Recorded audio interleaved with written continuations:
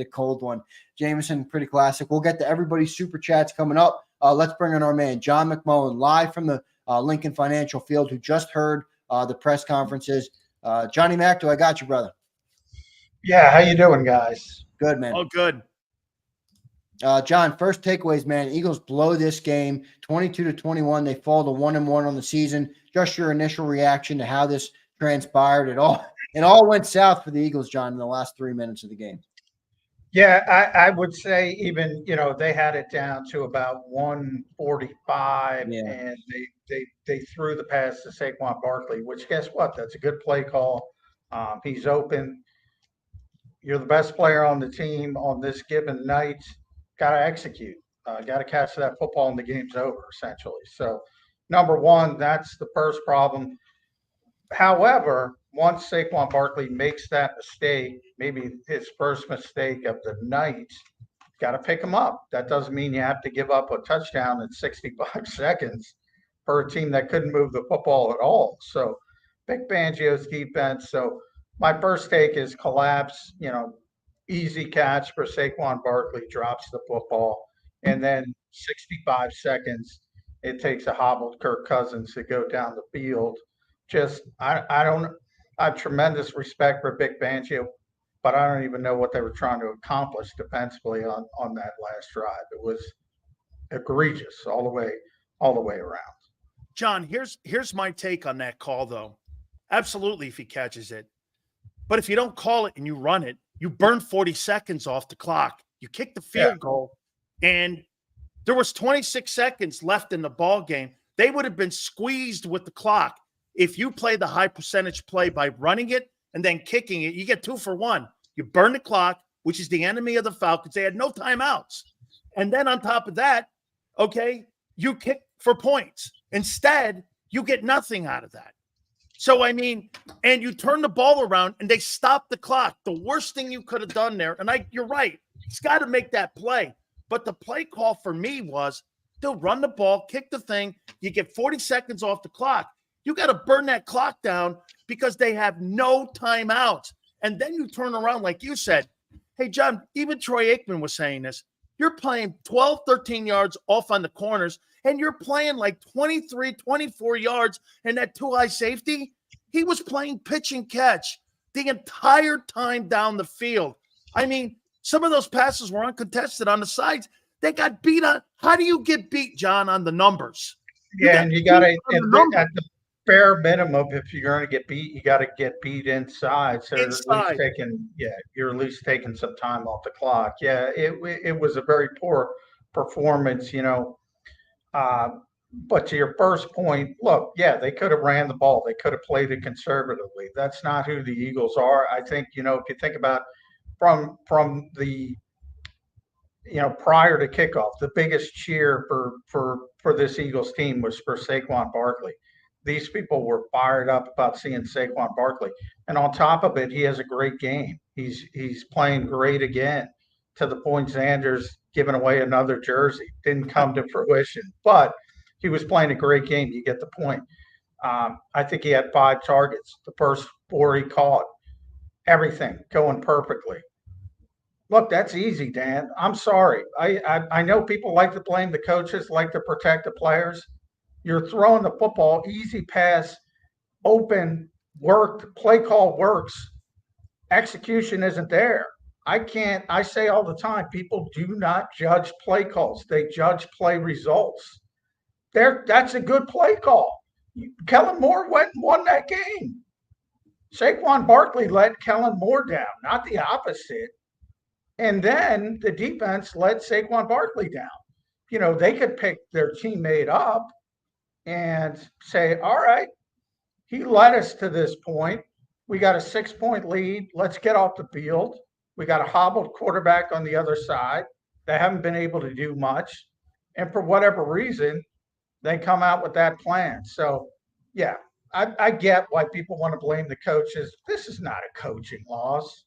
That game was won. That game was there. That's a 3-yard catch. That's a simple catch for any running. For a poor receiving running back, that's a simple catch. And one of the best dropped it. How about this, John? okay, you've got one of the best place kickers in football. Instead of tossing the football down the yard and trying to get a 35-yard completion, Yeah, I wouldn't have taken that shot. You No. you needed That shot only was 14. brutal. You needed only 14 yards to try to give Elliott a high percentage play. I mean, Yeah, they were I about would have went 14, with the guy 15. who made a 50-yarder. His career is 61. He needed Correct. about 15 yards to at least give it a shot. And you've seen the way kickers have kicked in the first 2 weeks of the NFL season. It's like 50, 55-yarders are chip shots.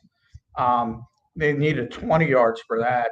I have no idea John, they why still he had a took the timeout. shot right there. Yeah, I have no idea why he took the shot there. Bad overthrow, and Jesse Bates made the play. Yeah, I agree with you. That was a bad shot by Jalen. Yeah, there's not much.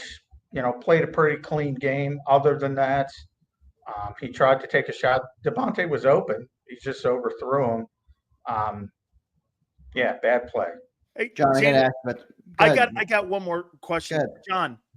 I tell you, I'm really disappointed in the two defensive tackles versus the run. I mean, this is now going on. Yeah, they haven't been good against the run at all. I mean, and what you do is you put those backers where you already know you're limited in talent back there, John. I mean, in the first half, Bijan Robinson was at 7.2 a clip. I mean, your thoughts again on the two tackles. This is a second game, and really, if you want to go back to 23, we're talking about 12, 13 games now where they're giving up a boatload of yards against the run. Well, yeah, I mean, this defense, Dan.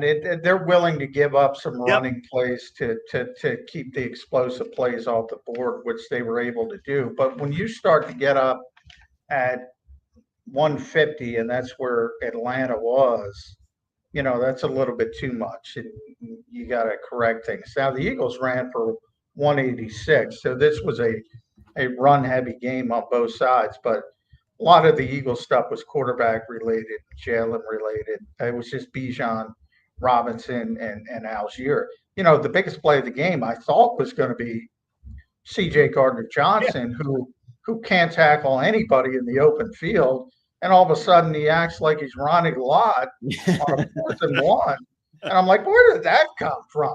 Yeah, destroyed him. Stuck Bijan Robinson and sent Bijan backwards. That I thought was going to be the play of the game, and now it turns out to be a footnote. So yeah, but overall, I'm with you. That partially it's scheme related. They're willing to give up some running yardage. That's part of the philosophy, but they're giving up a little bit too much. And I think Jordan Davis hasn't played as well as I expected. Jalen Carter hasn't played as well as I expected, and the linebackers are okay, which is an upgrade from where they were, but they're still not Fred Warner. So I think people have to understand that. So there's going to be some issues there. John, after last week, the funny part, at one point, guys, they had run 27 offensive plays in the fourth quarter to 4 for Atlanta. Yeah, John, on that 17-play drive, I thought the Eagles iced the game after that. 17 plays, 9.5 minutes. I thought Eagles took back control. And then they came off that and got the 4 and out. That was the CJ play. It wasn't a 3 and out. It was a 4 and out on the 4th and 1. And they got the ball back and started driving again. That was like a 10-play drive. I thought the Falcons were dead in the water, but they gave them that little sliver. And you're right. If they just run the ball, yeah, they're probably going to win the game, even if they don't convert, because they're going to burn, time off the clock. Although it only took them 65 seconds to score. So you can't even say that 100%. So, if you're Vic Fangio, and I love Vic Fangio, come on. And I know everybody's hyper-focused on Nick because he's the head coach. Now, because I saw somebody when I popped on before you guys were talking, he threw Kellen Moore under the bus. This is what people wanted. He didn't throw Kellen Moore under the bus. Exactly what I said, John. He's saying he's the offensive coordinator. He gets to call the plays. This is what everybody wanted. Now, could Nick usurp him in the moment? Yeah, he's the head coach, but he didn't. That's what you wanted. That's Kellen Moore's call. I mean, John, it's a shit setup. Oh, I agree with that. I mean, you know what, John, think about this. Last year, he made up some infamous story about the Seattle deal, about that play up there. All of a sudden now it's like, that ain't me, that's him. Boy, I'll tell you, you got to turn around and look at somebody and go, how was that? And you're not all in this together here as an organization, and you walk in there and you take it on the chin together, him doing this. And again, you're right. And Zander, you're right. You're going like, hey, I don't make all the play calls. That guy does. You're pointing fingers? Well, I don't think he was pointing fingers. I think he did. He said offensive coordinator made that call, not me. Well, he did. So I guess my question to you would be, what do you want? You don't want him calling the plays. He didn't call the plays. Now you got the guy you want calling the plays, and he let him call the plays. And by the way, the guy who called the plays made the right play call, and the player screwed it up. So I would go away from the coaches on this one. I would go away from the coaches. That was a perfect play call that was not executed. That if you don't execute it, John, the consequences are you stop the clock and you give them time if it's not executed. Where a higher percentage play is run the ball, kill the clock, because the clock is your enemy. And you kick the field goal and you get the points and you take them and have them have to go the distance with less time. I don't know, man. I might take that option that I burned more time off the clock. Scoring a touchdown there, you're right. It takes the game out. And again, it's aggressive play calling. It's totally aggressive play calling, especially in a situation where you weren't scoring a lot of points. Hey, it's one thing if you were in a game like you were with Green Bay and you're going 30 points, 28 points, and you're going back and forth, and you're putting points on the board. Points were at a premium tonight. They weren't putting any points on the board because of what you said, John. Look at the amount of rushes by both teams. You knew the clock was your enemy. You had to get – I think you had to burn the clock, and you had to make Cousins, who, like you said, he's non-mobile. And, again, let me flip it over here to you, though, John, and say this to you. Dude, the pass rush, where is it? Yeah, John, where's the Eagle? John, where's the Eagle pass rush? We gave him Morgan in week one. I guaranteed a Bryce Hubb sack. I apologize to anybody at US. I mean, look, it hasn't been there. You had one nice rush from Milton Williams. You know, ironically, on that same play where Milton got through for the sack, which was the only sack of the game. I don't know if you guys saw that, but Bijan Robinson chipped the hell out of Nolan Smith. He put him on his ass, a 215-pound running back who later in the game got stopped in his tracks by C.J. Gardner-Johnson. How is he stopping Nolan Smith on a chip block? But he was. Yeah, it's time to start asking questions about Nolan Smith and Bryce Hubb. Where are they? You know, what's going on with this pass rush? I think that's legitimate. Even Jalen Carter, to a certain extent, hasn't played the way I expected him to play, but it's only 2 games. I mean, I do think it's a very small sample size, and the pass rush hasn't been there. It can't continue like this. No question about it. You had a stationary target for the most point. No pressure on him when it mattered most, with letting him go down the field in 65 seconds. And once Kirk Cousins gets comfortable, he's accurate. John, that's 300. John, that's 311 yards in 2 weeks rushing that front's given up on top of the non-pressure. Yeah. You think it's more scheme? You think it's more scheme? Because, by the way, like you said, Milton beat a pretty damn good player, Net Lindstrom, on that arm over. That was a really nice pass rush. That's a really good player that he beat on that pass rush.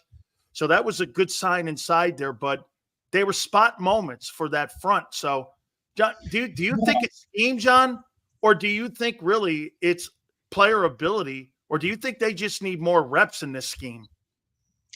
Well, they don't need more reps in the scheme because most of the guys have been here and they're playing the same scheme. It's just a different teacher and play caller. But they've been playing big scheme now for this is the 4th year. So for the guys who've been here, that's not an excuse. And Bryce is new, maybe a little bit for him, but I mean, he's got to show something as far as the pass rush goes. And he hasn't. And, you know, they had 2 hurries today, 2 quarterback hits. Yeah, not good enough. I thought Brandon Graham. Brandon's been their best defensive front player so far this year. And Brandon to me is criminally underrated. But this is his 15th year, and he's obviously this is it for him. And he shouldn't be the best player. John, is it? Because I'll tell you what, I mean, he keeps playing like this. I want that guy to come back because, like you said. Well, I'll tell you what, if they pay him, he'll come back. He loves to play. Okay. But, it's most likely his final year. Look, there's no excuses for the pass rush at this point other than what I said, small sample size. I'm not going to. Go ahead, John. I'm sorry. I'm sorry for interrupting you guys. It's not. You got 15 games to go. There's not a period put on this sentence. Josh Sweat is a good player. Something will break out at some point. Jalen Carter's a good player. Something will break out at some point when it comes to the pass rush. With Hupp, we got to see it. With Nolan Smith, we got to see it. It'll get better. I can't tell you when, but it'll get better. Will it get good enough? That's the question. Would you make a Quinyon Mitchell's game? I thought it was good until the end. Hey, John, for 2 games, I got to tell you, man, I thought the kid Teron Arnold was going to be the better prospect. And I saw him get torched in that Buck game on Sunday, too. I'll tell you what, man, the kid can play. He's a good player. And for only 120 minutes of football, he's gonna go through bumps and bruises, but he surely looks like their best player out there. And for Slay to get eaten up on that last play on a very, very simple route that he had there, Drake London, I mean, this kid Mitchell looks like he's their best player back there. Well, he gave up, I think, 2 before that on the other side. So I think everybody was to blame on that final drive in the secondary. But up until that point, I thought he played very well. And then for whatever reason, but he's a very young player. I mean, as you mentioned with Terrion Arnold, they're young players. They're going to make mistakes. He made mistakes, situational football. You have to understand the situation. You have to you can't give him the sideline, as you mentioned. You have to keep him inside at least. If he's going to catch a 15, 20-yard pass, at least make sure 30 seconds comes off the clock or, you're making them speed up. Some of these things, letting them get out of bounds constantly. Like I said, 65 seconds. Incredible. It took them. It's unbelievable, John. They left too much on the clock to the point you're talking about, the Eagles have time to get Jake Elliott a 61-yard field goal. That's how quickly they scored.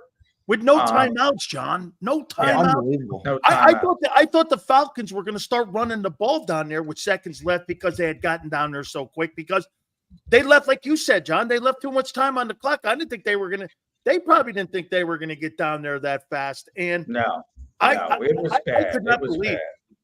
Yeah, it was really bad. And, sometimes you wonder, you play the whole game and you're effective in pass defense for the most part, and it all falls apart. We've all seen that happen in the NFL. You get a little bit too conservative. They should have tried to, ironically, the offense tried to go win the game. and they didn't. And the defense tried to go lose the game, and they did. John, I got to ask you about quarterback one, Jalen Hurts. Your thoughts overall on his game tonight, and then the turnovers. Another turnover tonight. I know. Otherwise, he played a clean game, but look, the turnover comes at a costly time. You got to read the room there. Well, there was too much time left. That's what I'm saying. There was still 20 plus seconds, and you had a timeout.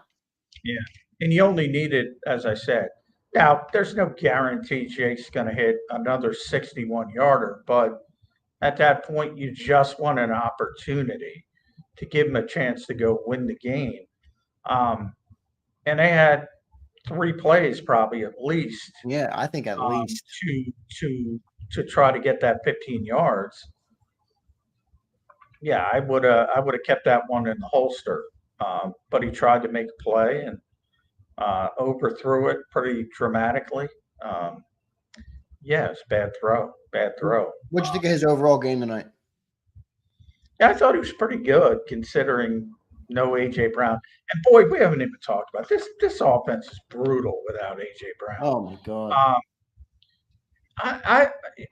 Zander, you and I talk about this all the time. Best pure football player on the Eagles. And for whatever reason, I don't know, because of his personality, and ironically, he's a nice guy. He's a very thoughtful guy, especially for the stature that he has in this league. I don't know. He's underrated. People don't think he's as good as he is.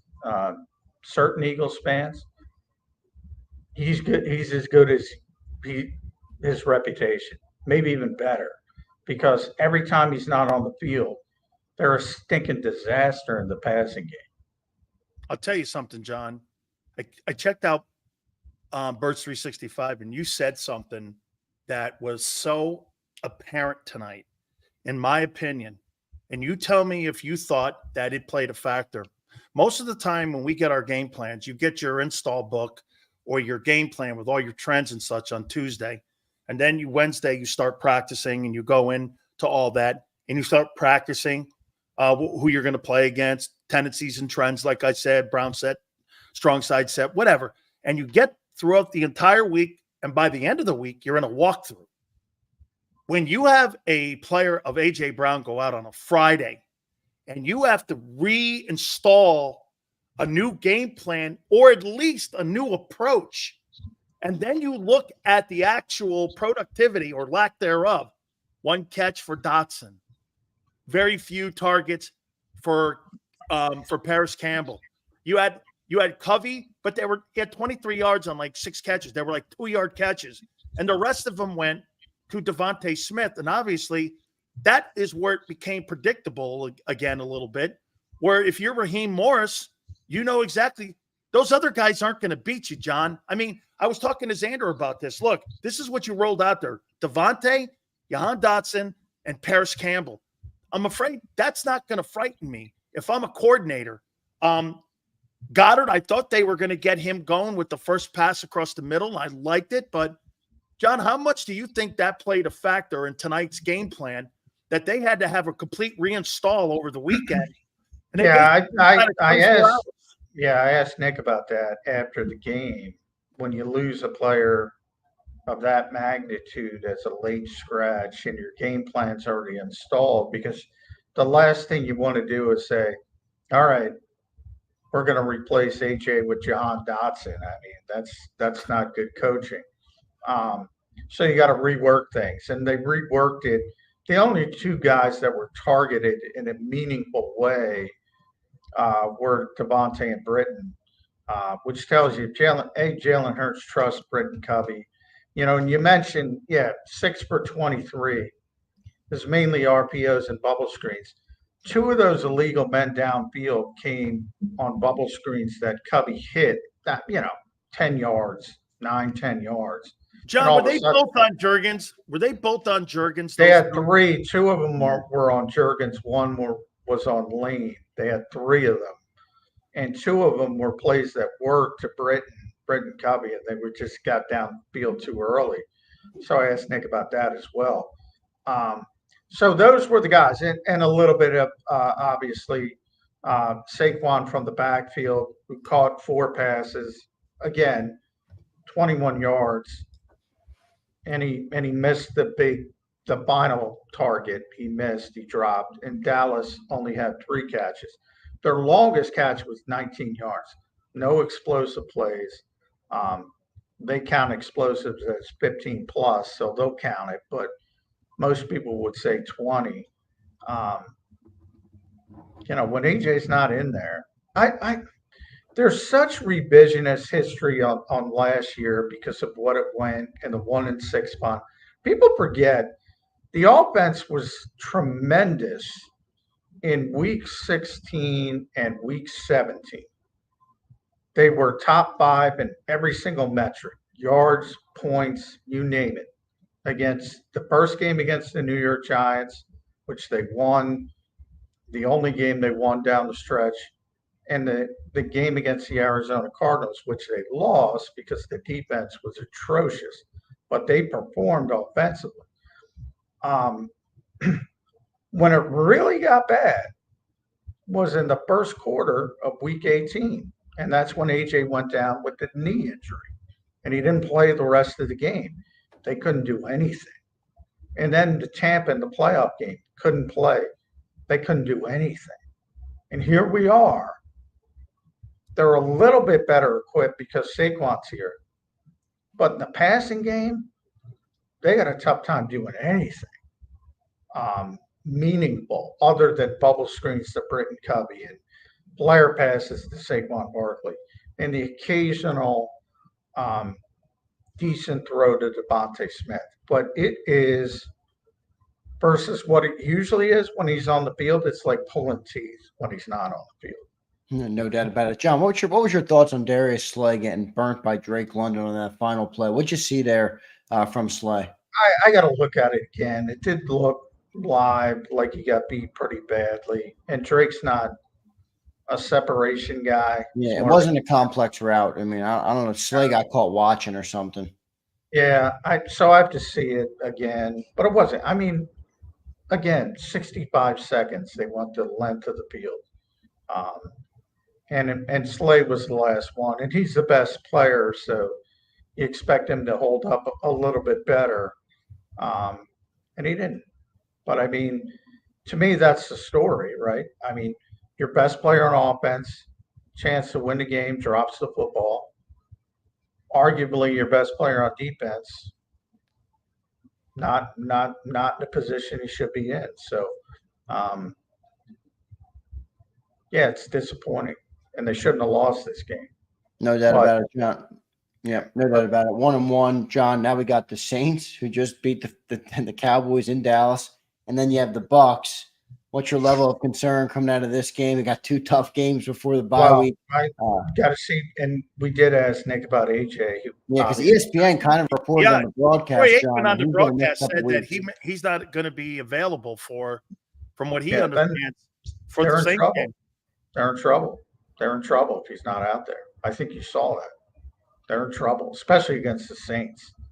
Maybe you can win a game like tonight's against Tampa because they're not terribly explosive. The Saints are going to score some points, and the Eagles aren't equipped to score 30-plus points without A.J. Brown. I think you saw that tonight. Yeah, John, I heard you say this on your show too. Do you think with the new install of the new offense with Kellen, do you think that they still have the mindset of going deep? And without AJ in there, boy, those deep explosion plays, they're just like non-existent. Do you think they're getting away from that too much and isolating more on these checkdowns? Because that's all they worked on in camp was really, remember the conversations we all heard, John, and what you were being told was, hey, Jalen's taking what the defense is giving. Well, okay, I understand that. But do you think they've gotten away from explosion plays? Well, they did today. Is it too early? Yeah, I mean, they had a 67-yard touchdown to AJ in Brazil. But again, I mean, they tried to take a shot to Devontae at the end of the game. But yeah, there weren't many shot plays, but they're a different team when he's not out there. So, I mean, it opens up. Look, and I think Devontae Smith is a great player. And Zander and I have had this discussion. He could be a wide receiver one in this league.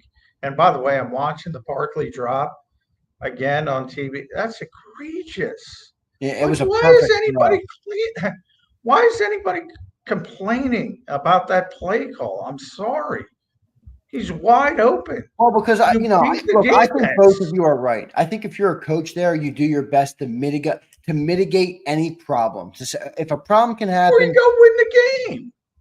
You need to put the ball in the hands of your best player. Go win the game. I get Yeah, it. but I John, get both sides. The Detroit Lions fans disgusted me last year when that organization was trash for so long, and they get to the cusp of the Super Bowl and actually outplay the San Francisco 49ers and should have won that game if players who made plays the entire year simply made plays in big spots in the NFC Championship game. But everybody focuses on Dan Campbell, fourth down, going for it. And by the way, if they execute the plays were there. If they just made the plays. But they want to blame the head coach because they won't want to blame the players. If it wasn't for the head coach and his philosophy, the Detroit Lions wouldn't even be in that game. To be in a position where he gave them the position to go win the NFC Championship game. And they didn't do it. Same thing here, much lesser stakes. That the offensive coordinator gave Saquon Barkley, who I said, you should have heard the cheer when he came out compared to even Jalen Hurts. These people were fired up. He was playing a great game, and he put the ball in his hand to win the game, and it was right there, and he didn't make the play. John, let me ask you something, though. Final question, Phils. We got to wrap up with John. Okay. What my question would be, what's a higher percentage play? That flare pass or running the ball and killing the clock, putting points on the board where you don't. Why is a flare pass to a great football player not a high percentage? It's a high percentage play versus turning around and handing it and having 40 seconds go off the clock. If I make a 3-yard pass, if I make a 3-yard swing pass to Justin Jefferson, is that a high percentage play? And that's what am I going to do? Walk the football over to the best stinking player on the team and say, "Oh no, go sit there because I have no trust in you." Hey, the player, you're a player, seconds. Dan. You're wait a a minute. player. Wait a minute. No, because I'm going to pull a Brady on you. Play. I'm pulling a Brady on you. Brady's going to take the high percentage play in that play, and he's going to burn the clock. How is that not a high percentage? He dropped it. The reality is he dropped it. The clock stopped. They gave him the game on that play because the player didn't execute. Yeah. How is it? That's not a question. How is it not a high percentage? Higher risk, higher reward. You turn around, you hand the ball to the guy. 40 seconds is off the clock. You kick the field goal. And then you lose. And then you lose 10 games because you're so damn conservative in an era of modern football. I'm not talking about 10 games. I'm talking about that play. It's a high risk, high reward play. Sills is talking about the risk. John and Max talking about the reward. Both of you, in a way, are correct. John's right. If they complete that pass, which should be completed, it's Saquon Barkley for crying out loud. The game's over. Reality, so the clock stopped. Yeah, you're trying to mitigate the downside. I think both of you are correct. I'm dealing in reality. The clock stopped, and it gave him more time. To call that, I'm gonna jinx myself. But after I get off here, I'm gonna walk out to the parking lot in Lincoln Financial Field, and it's high percentage I'll get to my car. But a car might hit me. And I might not make. If you cross 95, there's a better chance that a car will hit you. He wasn't crossing 95. He was strolling in the park. He was strolling up. To call that a non-percentage play, that was not a high percentage play. He dropped it. Right. So instead of turning around and handing it to him and the clock burns, right. The clock stops. Reality is it gave them more time. So he dropped the easiest pass in the history of the world John, to catch, turn- and you're blaming Kellen Moore? Yeah, because it's in my opinion, all you had to do was turn around and hand the ball, kick the field goal, make the guy have to go with 40 seconds off the clock. And they only took him 40 seconds to score 65. might not have mattered At either the way. end of it, John, I guess that really doesn't matter because Look, we got to let John go. We got Birds 365 in the morning. The guy's working hard. John, just your final thoughts here on the way out from this game. Bad loss. Almost unforgivable loss, but it is only week 2, and you can make up for it. And that's the NFL. I thought it would be a one score. Here's the thing. The Eagles are not going to do anything differently in a similar situation. And if they do, that's when I'd criticize Nick Sirianni and Kellen Moore. They're going to try to win football games. They're going to try to be aggressive. They're going to try to put the football on the players they think can go win games. And that's what they should do. Sometimes the ball, it might be a deflection on a pass. There's a randomness to it. A guy who's going to catch that 99 times out of 100 drops it, and the whole thing changes. But that shouldn't change your philosophy, and that's why I brought up Dan Campbell. That philosophy got you to where you were on the biggest stage, and players didn't execute. I'm so sick of people blaming coaches because, and I say this all the time, win, lose, or draw, it's players first. Players first. Coaches aren't playing. There's some bad coaches that can screw up games. But if you execute in that particular game, both offensively and defensively, the Eagles win. John, thanks for joining, man. We'll talk to you in the morning on Birds 365. Thank Great you, John. tonight. Appreciate you doing it, Johnny Mac. We'll talk to you in the morning. All right, man. All right, thanks, guys. All right, there's John McMullen joining us on the JAKIB Post-Game Show. Sills, we're going to hit a commercial break. Before I let you go, just your final thoughts, and then I'm going to run through some super chats with everybody else. Thanks, everybody in the chat. I will not end the show tonight, everybody, without reading every single super chat. I'm going to let Big Sills go to bed. Look at him. He's got his hair going crazy. I'm all jacked up on Eagles football. Still, it looks like he needs a day off. Hey, man, I'll tell you, me and John going back and forth. That was great stuff from you and John. I'm just telling you, everyone called me a politician. Here's the truth. I think you're both right. If you're a coach, why not get rid of the downside there? But John's right. You make that play, the game's over. Okay. Forget the field goal. John, the game's over. Zander, if you had been scoring points, go back and forth, and you had been putting a lot of offense up, you had 18 points at the time. Okay, you had 18 points. Right. I mean, look, you're not scoring a ton of points. I get what you're saying, but at the same time, I totally get what John's saying. If they make that catch, we're not even sitting here having this conversation. We're celebrating an Eagle win. That's good. But anyway, let's get to our commercial break. So we'll come back, put our final thoughts on the show, and then I'll go to the chat, and I'll even bring some people up from the chat if you guys want to join me on the show, on the post game show as well. So stay tuned, everybody. Back in 3 minutes.